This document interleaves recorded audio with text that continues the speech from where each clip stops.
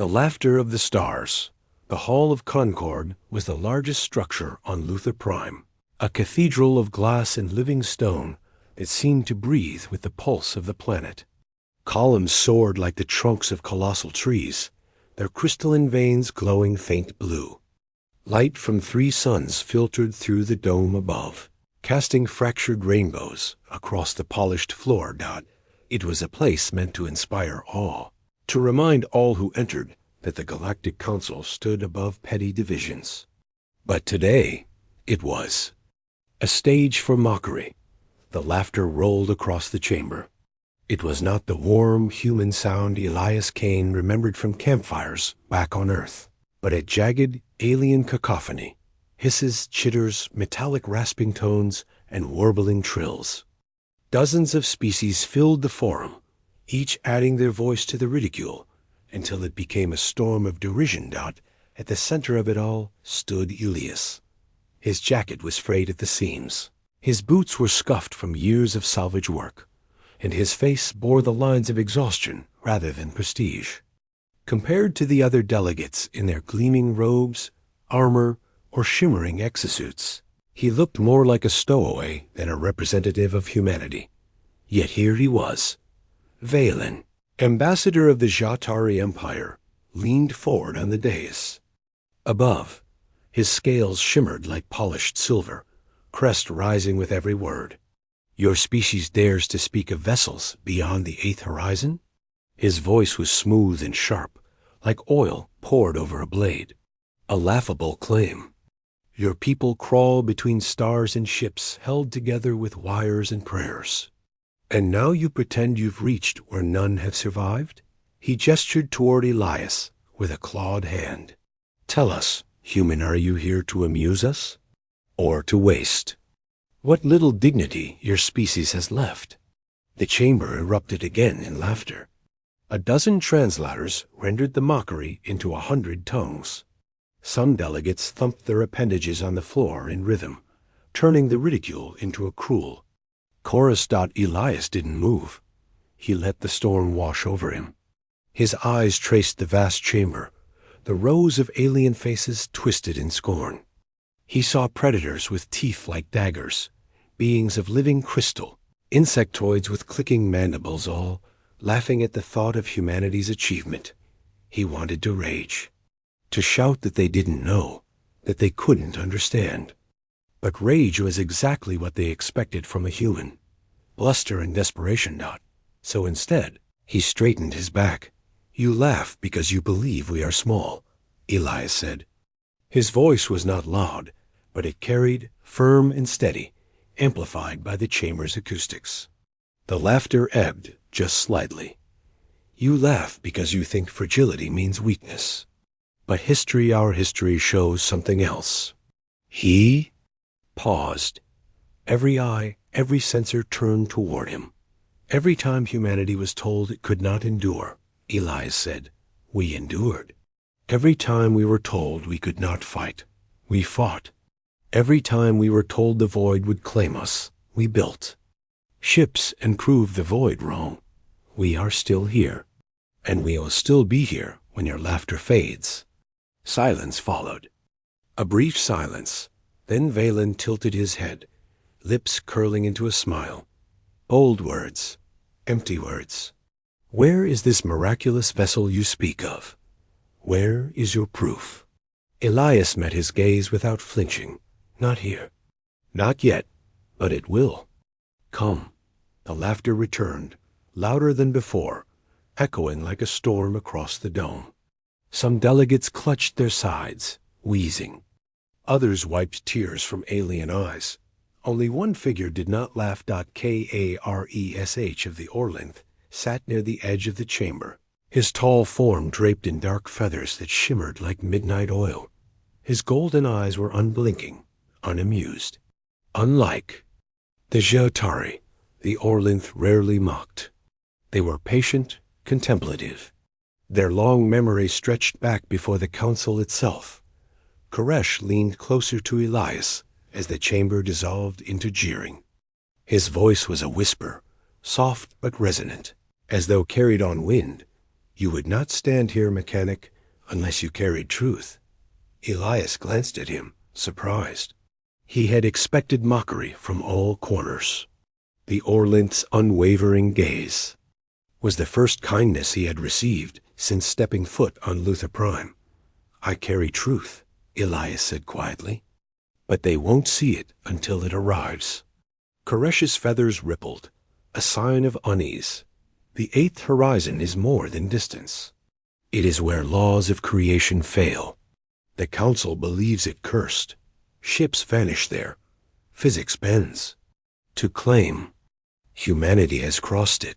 His words trailed off, as though even speaking the possibility risked summoning danger. Elias nodded. That's why they laugh. Because they're afraid. Koresh studied him, then leaned back, thoughtful. A deep gong reverberated through the chamber, signaling the end of the session. The laughter dwindled into murmurs as the delegates filed out, their footsteps a shuffle of claws, hooves, and metallic limbs. The decision was clear. Humanity's claim was dismissed as fantasy. Elias stood alone in the center of the chamber as the lights dimmed. Koresh lingered near the exit. They will not believe you, he said softly, until they see it with their own eyes. Elias finally turned to face him fully. Then we'll show them. The Orlinth tilted his head, golden eyes narrowing.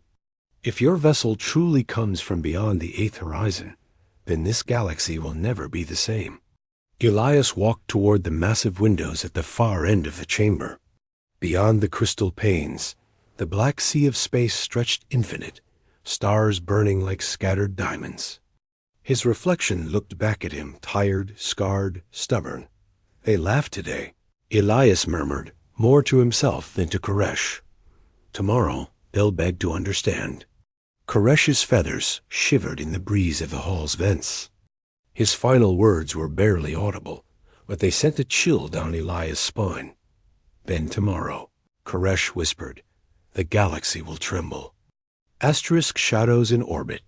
The orbital station above Luther Prime was a city in the stars, a ring of steel and crystal that glittered against the black backdrop of space.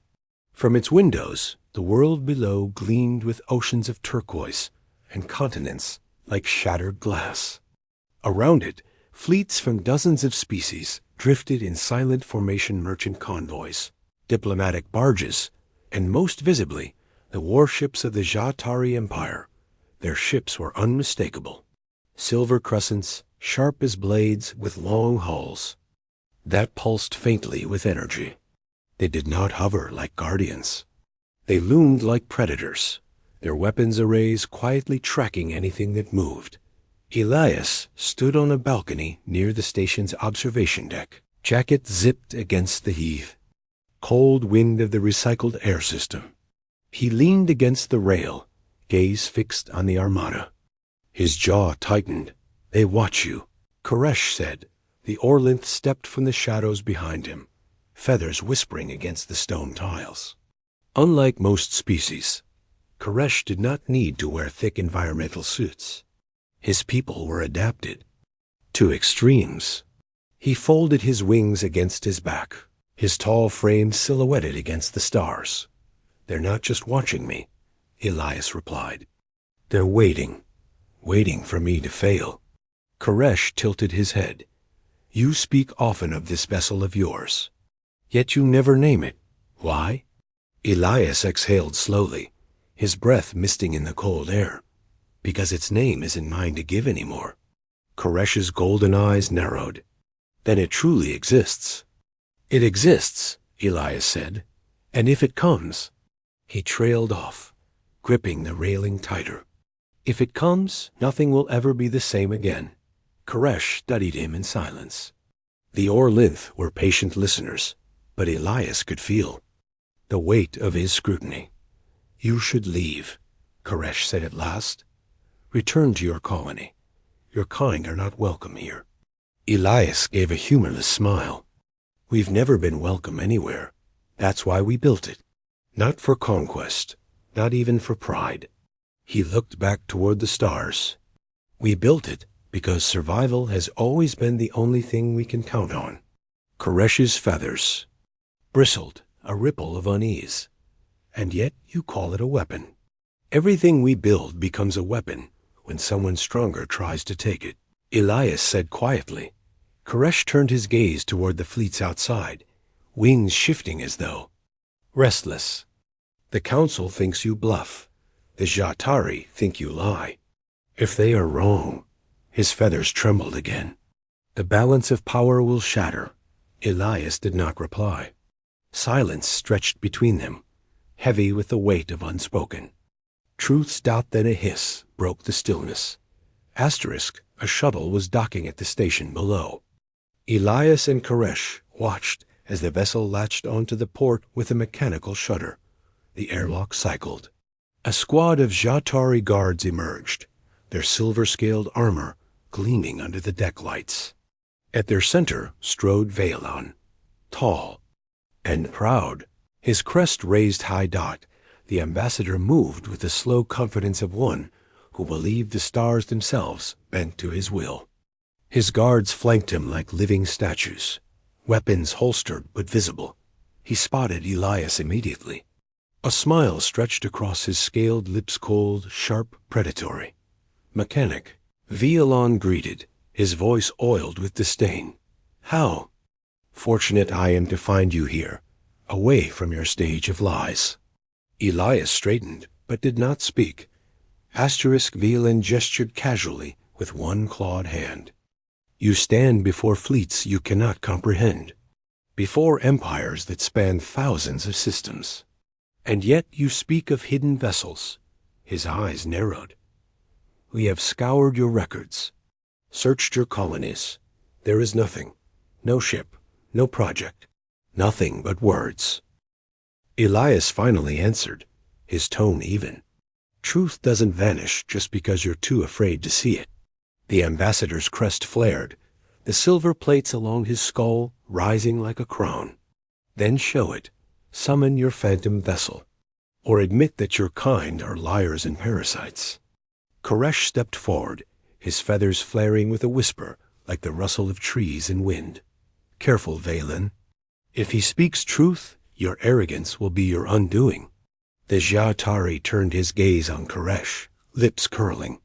And the Orlinth play at wisdom again. Tell me, feathered one, how long has your kind hidden behind riddles and prophecy? Centuries? Perhaps millennia? The galaxy moves forward while you sit in shadows, whispering. Koresh did not rise to the bait. His golden eyes stayed fixed on Elias instead, as though measuring him. Valen's grin widened, his fangs catching the deck lights. Then let us resolve this. A wager, human. Tomorrow, before the council and the fleets of 100 worlds, we test your words. Elias frowned. A wager? Yes. Valen stepped closer, his scaled boots clicking against the floor. Tomorrow, you will summon your vessel. If you fail, humanity's sovereignty will be stripped. Your colonies will be seized. Your people scattered among the stars as laborers. And slaves. Elias' hands curled into fists. And if I succeed? The ambassador's grin sharpened. Then perhaps the council will kneel. His voice dropped lower, colder. But mechanic, I do not kneel. The words lingered like a knife poised at the throat. Without waiting for an answer, Valan turned. His guards followed in perfect unison, silver armor clanging against the metal deck. As they left the balcony, Elias watched them go, every muscle in his body taut. Koresh exhaled, feathers flattening. He means to break you. Then tomorrow, Elias murmured, eyes drifting back toward the stars, we'll break their laughter instead. But even as he spoke the words, doubt gnawed at him, because the vessel he spoke of, the hidden ship of humanity, was not under his command. He had no control over when or how it would appear. He could not even be certain it would answer his call. The messenger was not just a ship, it was a promise. And promises, Elias knew too well, could break. Asterisk the Vessel in the dark, the underbelly of the station smelled of oil, metal, and damp stone. Unlike the shining halls of the upper tiers, this level was a maze of forgotten corridors, rusted ducts, and humming machinery. Here, the council's grandeur gave way to exposed pipes and flickering lights, a place where smugglers and scavengers found refuge. Elias moved quickly, boots crunching on grit. Koresh followed close behind, his feathers brushing against the narrow walls. The Orlinth's presence drew stares from the shadows. Few of his kind walked these levels, but one glare from his golden eyes sent watchers retreating into darkness. They needed secrecy now. Tomorrow's wager was already spreading through the station like fire. The human who boasted of a vessel beyond the 8th horizon had been challenged. Some whispered it was a farce. Others feared it was true. All waited to see humanity's downfall or ascension. Elias ducked into an abandoned maintenance bay, the doors groaned shut behind them. For a moment, silence reigned, broken only by the hum of ancient conduits. Koresh's wings rustled. "Tell me, mechanic, why do you risk this?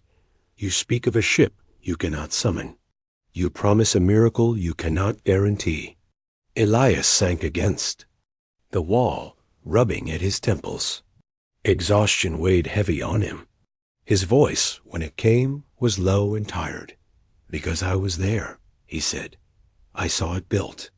I touched its hull before it vanished into the void. And I swore I'd be witness if it ever returned." Koresh leaned forward, feathers trembling with interest. "Speak." Elias closed his eyes, letting memory drag him back. Years earlier, the shipyard, it had not been a shipyard, not at first, just a hollowed asteroid in the shadow of a dead star, chosen because no one else cared to look. Humanity was fractured. Then colonies scraping for resources, Earth a fading memory. No fleets to rival the great empires. No armies to command respect, but there had been visionaries. Engineers, scientists, dreamers, and exiles. People who refused to accept extinction. Elias had been younger then, his hands not yet scarred, his lungs not yet blackened from recycled air. He was just a mechanic, repairing hulls and scavenging scrap. But when they called for volunteers, he went. He remembered stepping inside the cavern and seeing the skeleton of the vessel rising from scaffolds vast, angular, unlike any design humanity had ever made. It had no engines as others knew them. Its frame shimmered with alloys pulled from the 8th horizon itself, matter that bent light and bent rules. They called it the messenger. It wasn't meant for war. Not at first. It was an ark. A lifeboat for humanity's memory, carrying minds and knowledge should the species be wiped away. But the deeper they built, the more they learned from the horizon fragments, and the more they realized what they held could defend as well as preserve.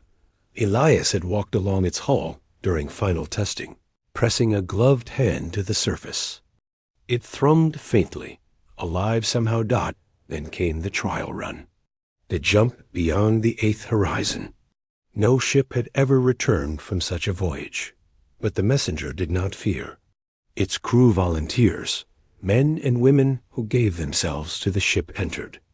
Willingly. They linked their minds to its core, becoming part of it. Elias remembered the farewell. His sister Lyra, one of the volunteers, pressing her forehead to his. "We'll carry humanity's voice where no one else can go," she whispered. Then the jump. Space split. A vessel vanished into black fire. And for years, nothing. No word, no return. Most assumed it was gone, another myth swallowed by the horizon. But Elias never stopped waiting. The memory burned behind his eyes as he opened them again. "That's why," he said, voice rough. "I promised her I'd be here. That if the messenger ever returned, someone would tell the galaxy what it meant." Koresh studied him, feathers rustling in the dim light. "And if it does not return?" Elias looked. Away. And humanity is finished. Asterisk, before Koresh could reply, a hiss of movement broke the silence. Figures slipped from the shadows, weapons glinting. Sha-Turi assassins scaled, lean, their armor muted for stealth. They fanned out, blocking the exits, eyes glowing faintly.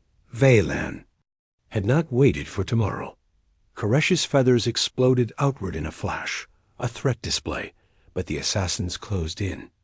Elias' hand went to the wrench strapped to his belt crud against their blades, but it was all he had. The first assassin lunged. Elias ducked under the swipe, the blade slicing sparks from the wall. He swung the wrench upward, catching the alien under the jaw. Bone cracked. The assassin staggered back. Hissing. Another came from behind. Koresh moved like lightning, wings snapping wide as he drove a taloned hand into the attacker's throat. The assassin collapsed, choking. The bay erupted into chaos. Blades flashed, feathers tore the air. Elias fought with desperation, every strike wild but fueled by survival. He caught a blade against his arm, pain searing, but he swung back harder, smashing steel against scale. One assassin pinned him against the wall, claws at his throat. Elias gasped, straining against the strength. Then Koresh struck from the side, wings whipping like a storm. The assassin flew across the room, slammed into the bulkhead, and crumpled. Silence returned, broken only by Elias' ragged breaths. 4 assassins lay motionless, the air heavy with the metallic tang of blood. Asterisk, Koresh lowered his wings slowly. Veylan does not intend to give you tomorrow. Elias wiped blood from his lip, clutching his bruised throat. Then we make tomorrow happen tonight. Before Koresh could question him, a soft sound filled the bay. A pulse, not from the walls, not from the station. From the void itself. Elias froze. He knew that rhythm. A simple code, old Earth binary, pulsing faintly across hidden channels. Dash, a human distress signal. Koresh tilted his head, feathers rising. What is that? Elias' heart thundered. His hands shook as he pressed a trembling finger to his communicator, tuning the signal clearer. The code repeated. Stronger. Louder. It came from the edge of the system, from the darkness where no ship should be. It's them, Elias whispered. His throat tightened, eyes burning with sudden tears. It's the messenger. Koresh's golden eyes widened, feathers spreading like a black crown. The vessel has awakened, he said. And the galaxy had no idea what was about to arrive. Asterisk. When the stars split, the Grand Assembly had never gathered with such urgency. Warships from a dozen empires filled the void above Luther Prime, their hulls glinting against the light of 3 suns. Massive station relays floated between them, broadcasting the event across the galaxy. Billions of eyes watched. Billions of ears listened.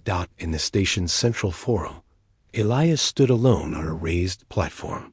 His jacket was torn from last night's fight, his arm bandaged where the assassin's blade had cut deep. Yet his eyes were steady as he looked at the chamber packed with delegates. Asterisk. Above him, Veylan stood tall, his silver-scaled crest gleaming like a crown. He raised his arms and his voice carried across the chamber. Behold the human, he announced, the mechanic who speaks of myths. He claims humanity commands. A vessel beyond the 8th horizon. He claims power none of us possess. And yet where is it? Murmurs rippled through the delegates. Some laughed openly. Others shook their heads. A few, too few, remained silent, waiting. Elias said nothing. He simply stared out the great windows, past the fleets, into the dark. His communicator pulsed faintly at his side. The signal was still there. Stronger now. Koresh stood among the Orlinth delegation, feathers drawn tight. His golden eyes never left Elias. Summon it, human, Veylan hissed, his voice dripping. Contempt. Call your phantom, or admit your people are liars. Elias finally spoke, his words quiet but carrying. It is not mine to summon. It comes when it chooses. The chamber erupted in derision. Shouts, jeers, hissing laughter. The translators struggled to keep up, rendering the cacophony into 100 tongues. Valen spread his claws wide. There. You see? Empty words. Humanity is nothing. Then the signal changed. Elias stiffened. His communicator pulsed in a new rhythm. Not binary, not distress. A sequence. A countdown. Koresh rose to his feet, feathers flaring in alarm. The lights in the chamber flickered. The fleets outside rippled across sensor displays. The stars themselves seemed to dim. Delegates shouted in confusion as alarms blared. Technicians scrambled at their consoles, trying to explain what the instruments were reading. Gravitational distortion. One cried, space-time folding. Another yelled. On the main viewing screen, the void at the edge of the system rippled like water. Struck by stone, darkness deepened there, swallowing starlight.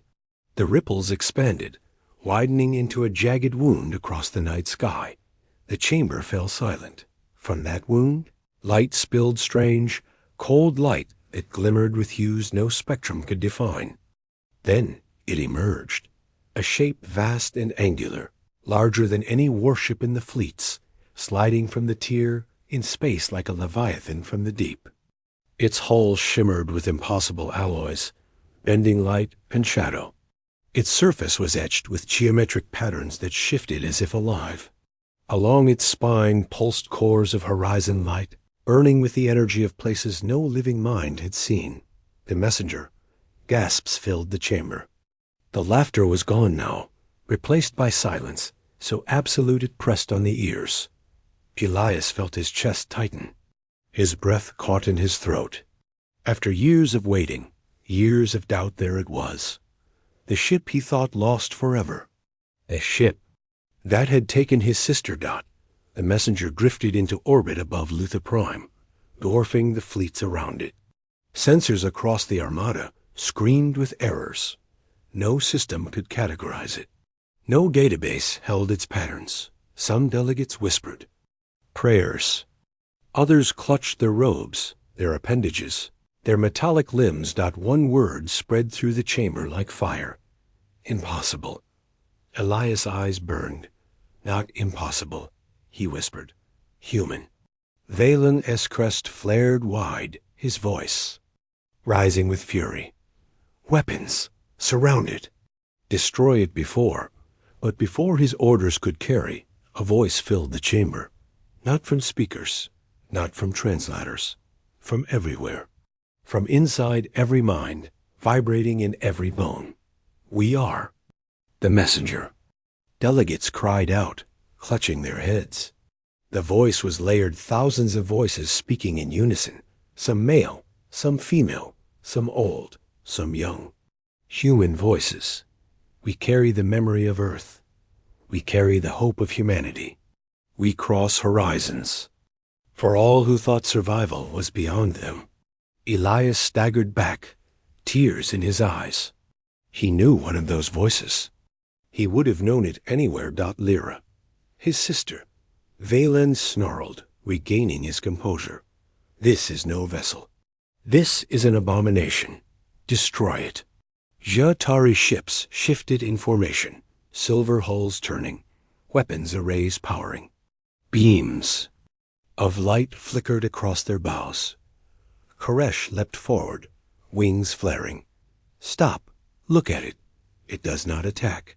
It does not threaten. It speaks, but Velan's voice was venom. It charges its core. Look. On the viewing screen, the messenger's horizon cores flared brighter, their energy spilling across its hull. Waves of distortion rippled outward, rattling the station. Delegates panicked. Fleets prepared to fire. Elias pressed his hand to the glass, his heart hammering. What are you doing? He whispered. The messenger's voice filled him again, resonating with his bones, his blood. Stability requires sacrifice. The star trembles. We mend it. Elias' eyes widened. He looked to the display, and then he saw it subtle, almost hidden. The system's sun. Its light flickered, dimmed, pulsed irregularly.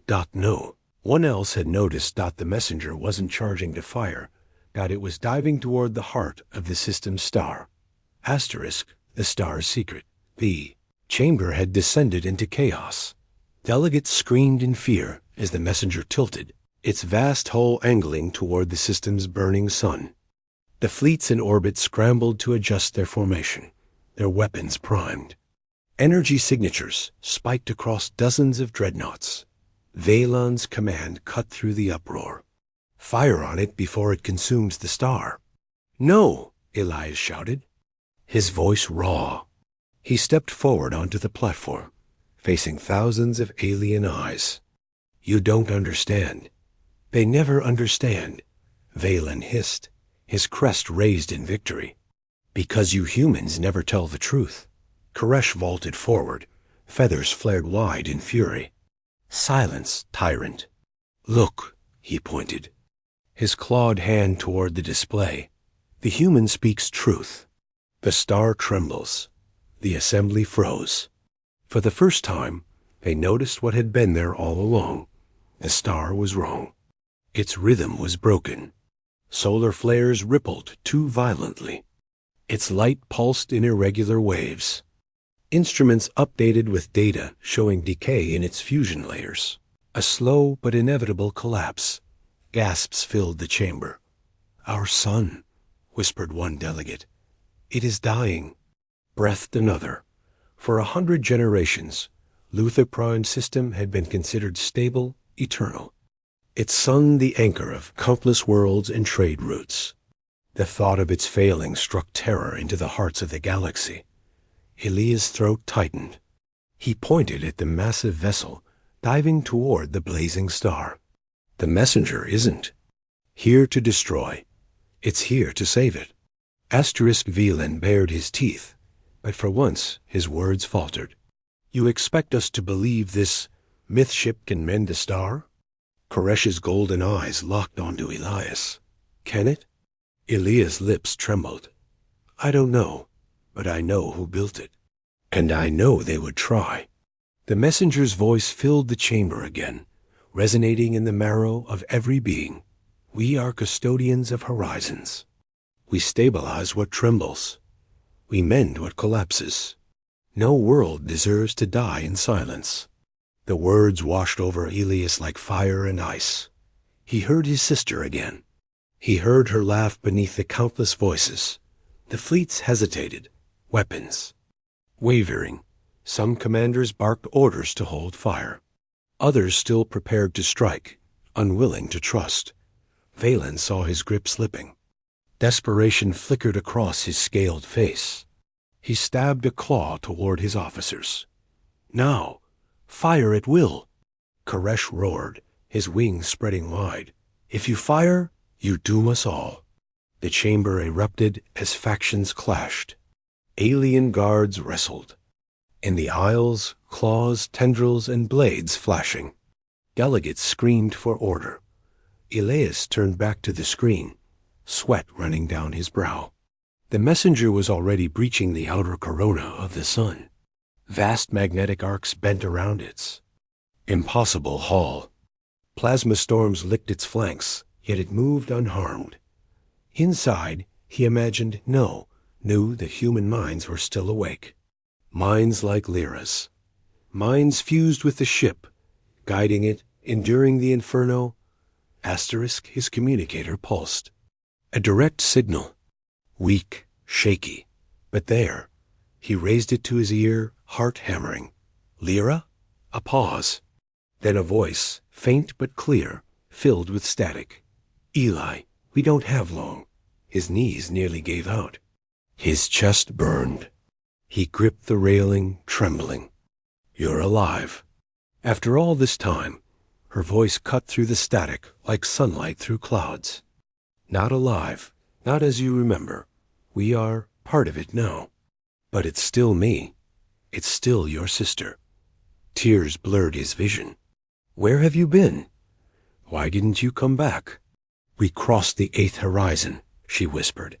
We found places where light bends, where stars fracture. The ship, it needed us. We became its crew. We became it. The connection crackled violently. He strained to hear. The star here is unstable. If it dies, the system dies.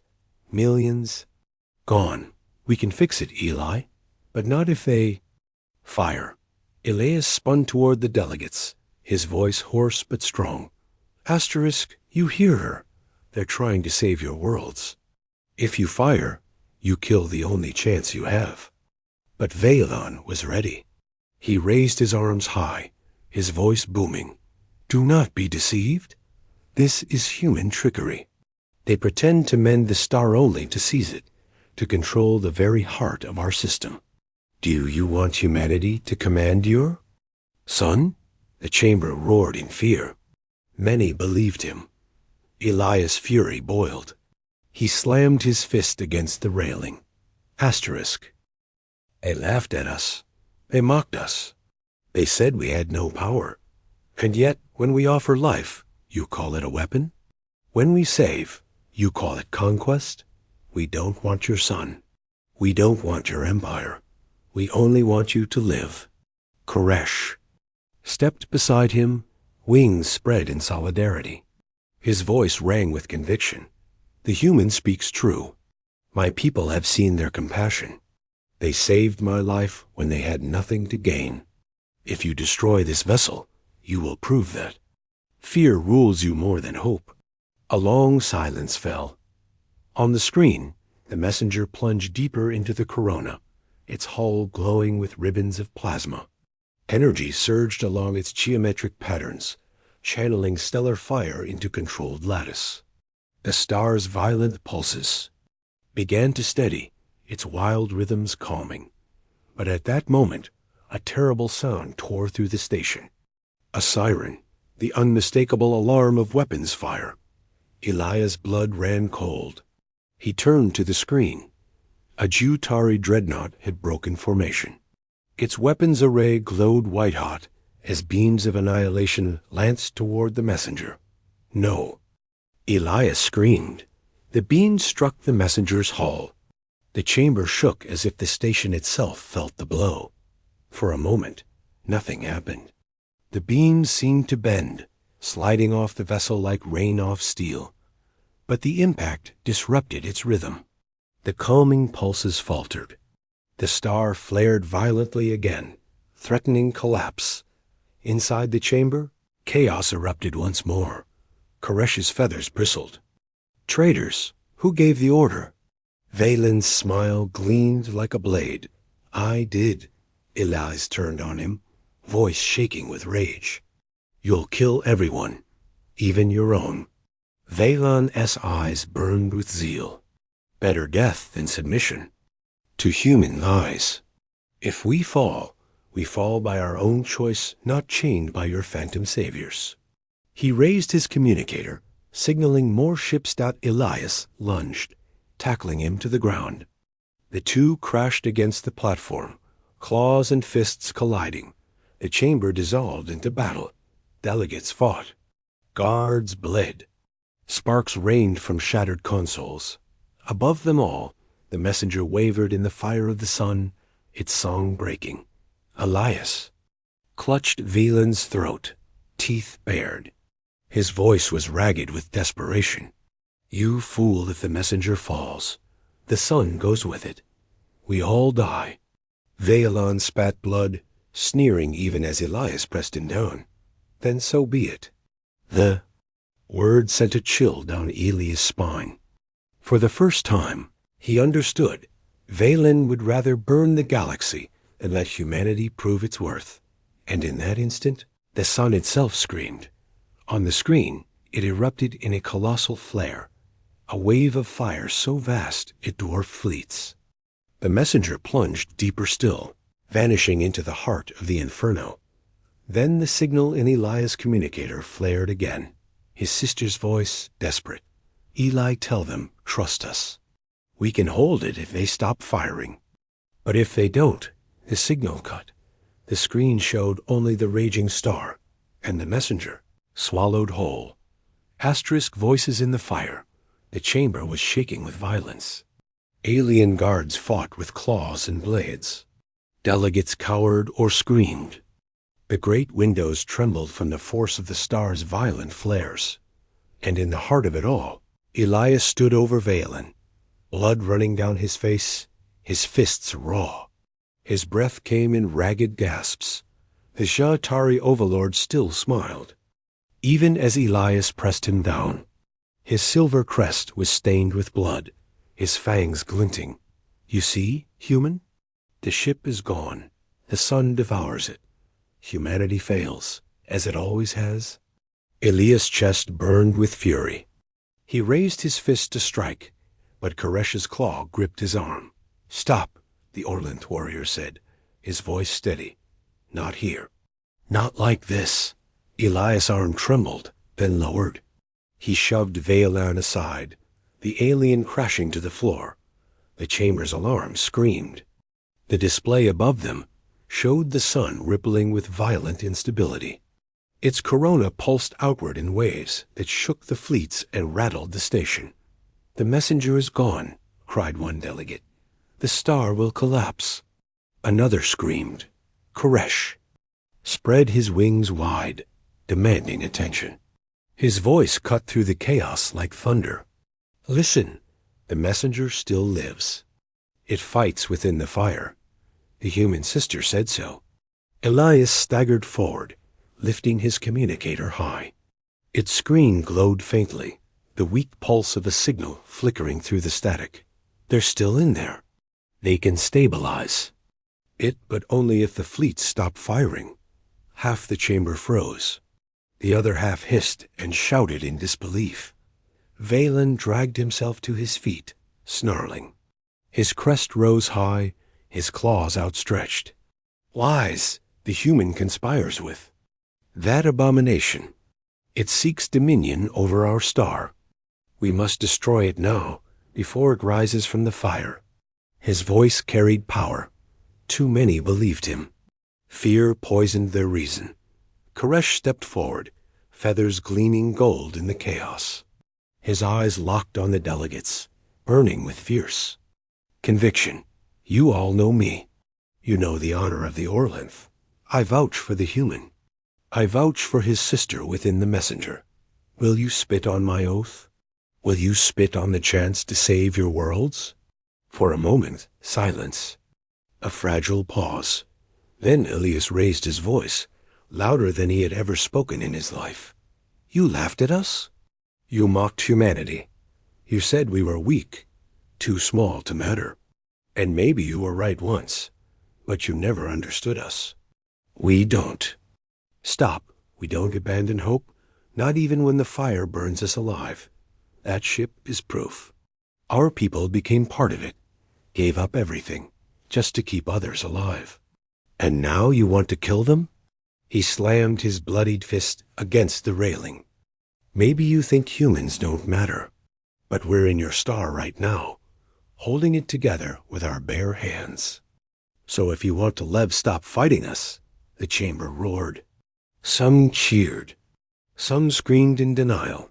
But for the first time, the balance wavered. Asterisk delegates turned to each other. Commanders hesitated at their stations. Ships in orbit held there. Fire. Valan's eyes narrowed. He saw his grip slipping. His claws flexed, dripping his own blood. You fools. You would trust them? Then you deserve to burn. He lunged for his communicator, snarling an order. All Ja'Tari ships fire again. End this now. But this time, he was too late. A dozen alien guards surged forward, not human, not Orlanth, but delegates from worlds long bullied by Ja'Tari power. They seized Valan, wrenching his arms back, forcing him to the ground. His roar echoed through the chamber, fury and disbelief tangled in his throat. You dare unhand me? You are finished? Koresh growled. The Overlord spat, blood glaring at Elias with venom. This changes nothing. Humanity will be feared, never trusted. You will never belong. Elias stared down at him, his chest heaving. Maybe, but right now, we're the only ones keeping your world alive. The guards dragged Valen away, his curses echoing until the chamber swallowed them. For the first time, the assembly fell silent. Elias turned back to the screen. His communicator pulsed again, the faint signal rising. He lifted it to his ear. Eli, Lyra's voice whispered, broken but clear. We're holding it, barely, but the sun is angry. It tears at us. We need help. Elias' throat tightened. Tell me what to do. Static crackled, then words strained with pain. Guide them. Link their ships. Their stabilizers. Together, we can use their fleets like anchors. Hold the star in balance, but they must trust us. The signal wavered, then cut. Elias turned to the chamber, his voice fierce. You heard her. Link your fleets. Use your stabilizers as anchors. If we combine them, the messenger can weave the star back into balance. Confusion swept through the delegates. It's madness, one cried. Unproven. Shouted another. But Koresh stood tall, wings spread like banners. Then let it be madness. Would you rather burn? Trust the messenger. Trust the humans. Or die with your doubts. The moment hung, fragile as glass dot, and one delegate stood. The representative of the Shri Collective, their crystalline body glowing with inner light. My fleets will comply. Another rose, then another. One by one, delegates called their assent. Not all, but enough. Enough to act. Elias felt hope surge in his chest. Asterisk commands were relayed. In orbit, great ships adjusted their positions. Stabilizer. Arrays extended, beams of containment energy lancing out toward the star. Slowly, a lattice of light began to form around it, webbing across the corona like a net of fire. The chamber shook violently as the star lashed against its bindings. The messenger's faint outline flickered within the inferno, channeling the anchors into its living hull. Elias clutched the railing, teeth gritted. Come on, Lyra. Come on. The sun's pulses began to slow. Its violent flares dimmed. Its rhythm grew steadier dot, and then, through the fire, a shape emerged. Asterisk the messenger. Scarred, glowing, but intact. It rose from the heart of the star, like a phoenix from ash, its horizon cores blazing brighter than ever. The chamber erupted in cries of awe and disbelief. Elias fell to his knees, tears streaming down his face. You did it, sis. You really did it. Koresh rested a claw on his shoulder, voice low and reverent. Asterisk, they saved us all. But even as hope filled the chamber, a shadow lingered, because not every fleet had joined the lattice. Some ships Jaltari. Loyalists remained on the fringes, weapons primed, eyes fixed on the messenger. And though the sun was steady for now, Elias knew the balance was fragile. The battle was not yet over. Asterisk the last horizon, the messenger hung above the star like a scarred titan, light cascading from its glowing cores.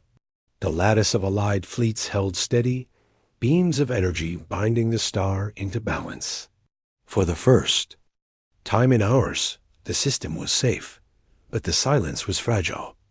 On the outer rim of the formation, Shatari loyalist ships prowled like wolves at the edge of firelight. Their weapons hummed with lethal charge. Aimed squarely at the messenger dot in the assembly chamber, the tension was unbearable. Delegates clutched at robes and data slates. Some whispered prayers. Others screamed demands for surrender. Elias stood.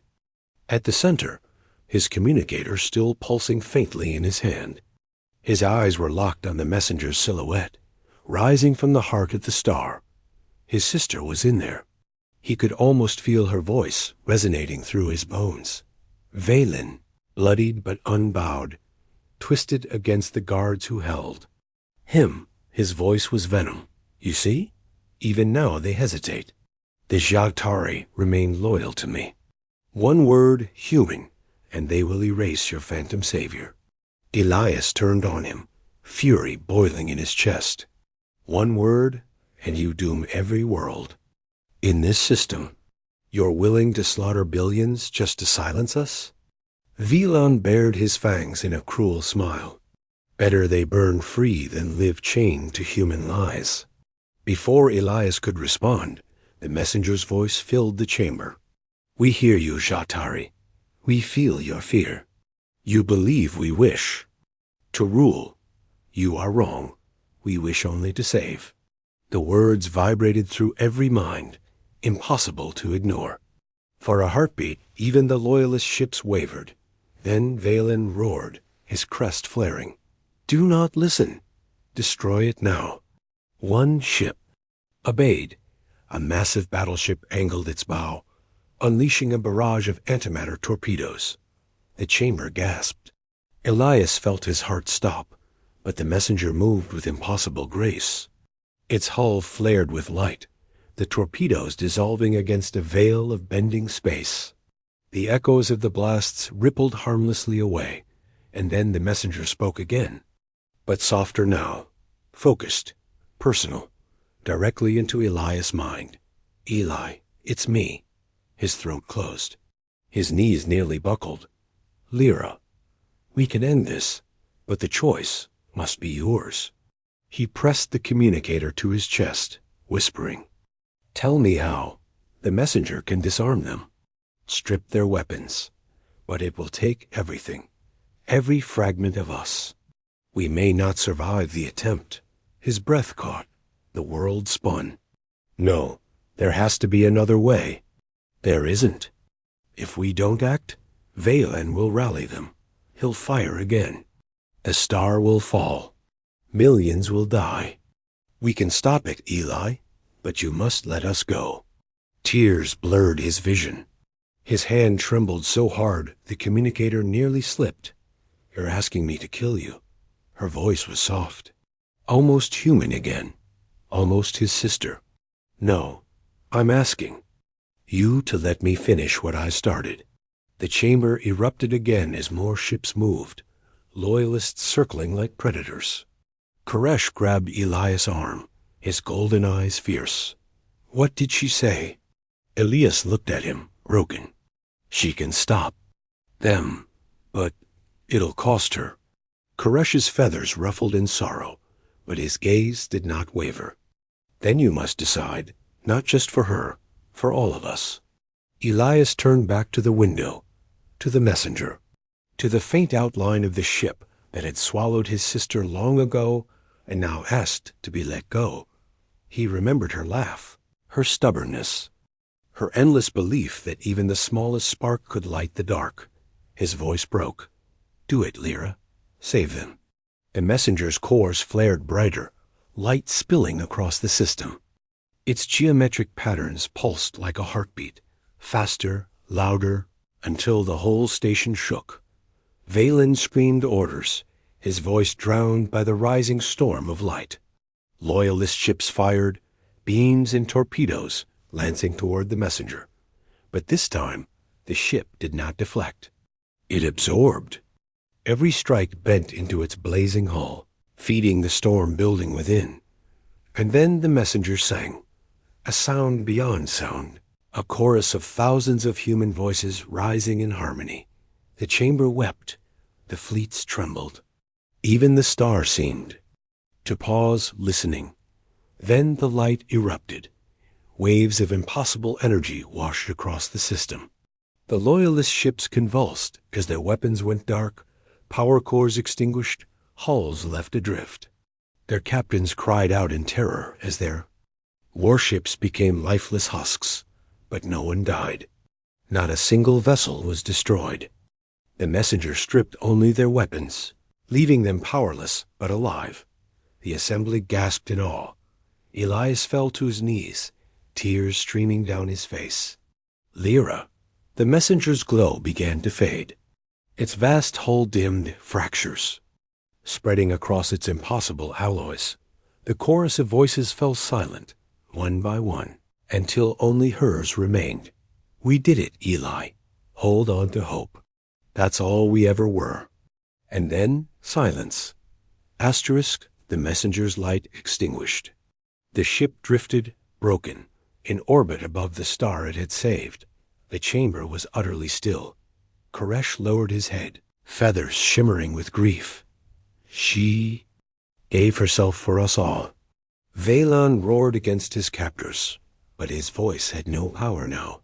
His fleets were stripped, his lies shattered. No one listened. One by one, delegates rose. Not in mockery, not in laughter, but in solemn respect. The human had been right. Humanity had saved them. In the days that followed, the assembly rebuilt its order. The Jajari Empire collapsed, its fleets powerless, its leader cast into chains. Koresh became a voice of alliance, his words carrying across the stars. And always, at his side, stood Elias. But though the galaxy hailed him, Elias felt only the hollow ache of loss. He often returned to the viewport of the station, where the messenger's shattered hull, still, drifted silent and lifeless. A tomb and a beacon both. Koresh joined him once, laying a claw on his shoulder. Your sister lit a fire no empire can extinguish. The galaxy knows humanity now, not as weak, not as liars, but as saviors. Elias nodded, his voice hoarse. She always believed one voice could change everything. She was right. He pressed his palm against the glass, whispering to the silent ship, Goodbye, Lyra. Thank you. And though the messenger no longer spoke, the stars beyond seemed brighter. Brighter because humanity had reached the 8th horizon. Brighter because they had given everything, not for conquest, but for compassion. Brighter because the galaxy would never laugh at humans again. Asterisk.